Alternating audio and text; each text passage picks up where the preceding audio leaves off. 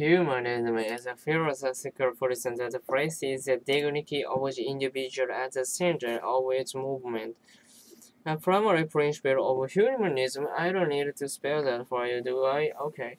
A primary principle of humanism is that human beings are rational and have an innate predisposition for good, although humanism is associated with the beginning of the Reformation.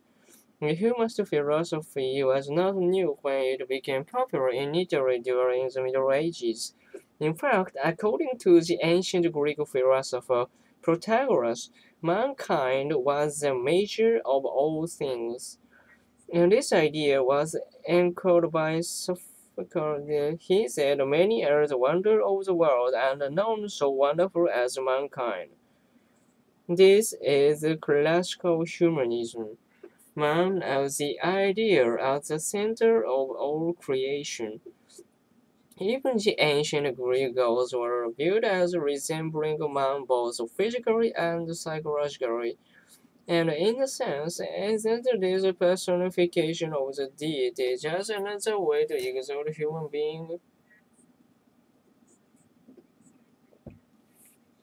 A trend of classical manuscripts that coincide with the invention of printing presses around the mid-15th century, which which provided a catalyst for the humanistic movement throughout Europe. As a clergy and upper classes participated in the rediscovery and dissemination of classical literature. Humanism became prevalent among the serious and scholars and soon set the stage for the Renaissance. And this one don't know scale. Swell. Does anyone word of Renaissance? A reverse, a renewal. Right you are. A Renaissance literally means rebirth, and it refers to the return to ancient Greek and Roman literature, which, like all things in the humanistic tradition, they were measured by human standards and returned to the classical principles of harmony and balance. In the field of architecture, we see both religious and secular buildings styled after ancient Roman design, with mathematical proportions and a human scale, a scale that contrasted with the medieval Gothic buildings of the previous era. Public works such as bridges and aqueducts from the Roman occupation were repaired, restored, or rebuilt. In the sculptures of the period, nude figures were modeled in life-sized images with true proportion, and it was also at this point that realism became the standard for painting, with a preference for a naturalistic setting and the placement of figures in realistic proportion to those settings.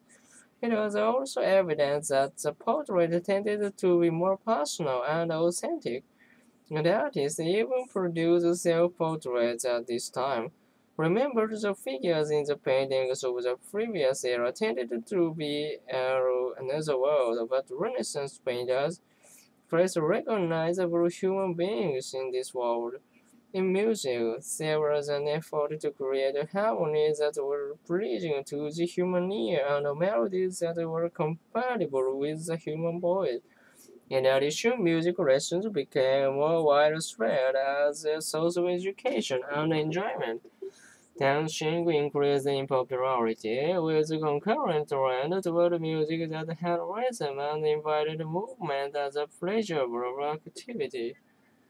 Anyway, yes. Both Greek and Latin became important as tools for scholarship, and classical Latin became the basis for an international language of the intellectuals throughout Europe.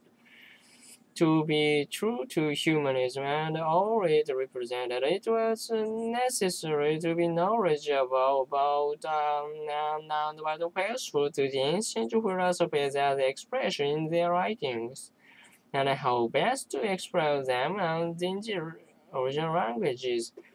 By the way, Latin as a universal language for the cleric and aristocracy, this encouraged the exchange of ideas on a wider scale than ever before, and legitimized, in a sense, the presumption that mankind was the center of all things.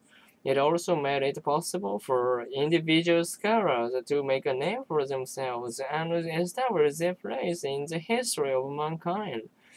And it was at this time that a close association, almost a partnership, was forged between art and science. In the effort to be precise, sculptors and painters studied the human home. In effect, they became anonymous. The one by Leonardo da Vinci, which demonstrates the geometrical proportions of the human body, and of course Alberti, in his many books on architecture, sculpture, and painting, he emphasized the study of mathematics as the underlying principle of all objects.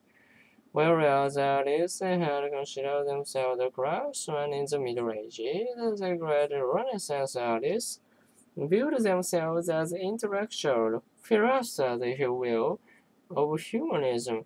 They were designing a world for human beings to live in and enjoy, one that was proportionate and in harmony with mankind. So, perhaps you can see why the so-called Renaissance man emerged. Okay, but exactly what is the definition of a Renaissance man? I know it means a very talented person, but good question. Sometimes we use these terms without really defining them. So I would say that a Renaissance man would be talented, as you said, but would also have to demonstrate a broad interest in both arts and the sciences.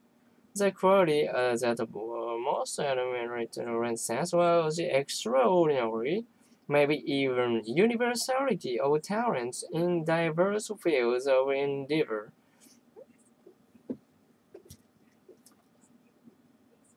And the creation that humanism was just justifies the influencing of man in the center of the world. 辛い。これはむずい。Here in the justification, scholars would interpret it in the ancient classics, and some of them would argue to a reasonable conclusion, a very new and more secular society built on individual human effort. It was not difficult for the Renaissance man to make the leap of logic from classical humanism to political humanism, which encouraged freedom of soul and indeed even democracy within both the church and the state. But that is a topic for another day. あれむずい。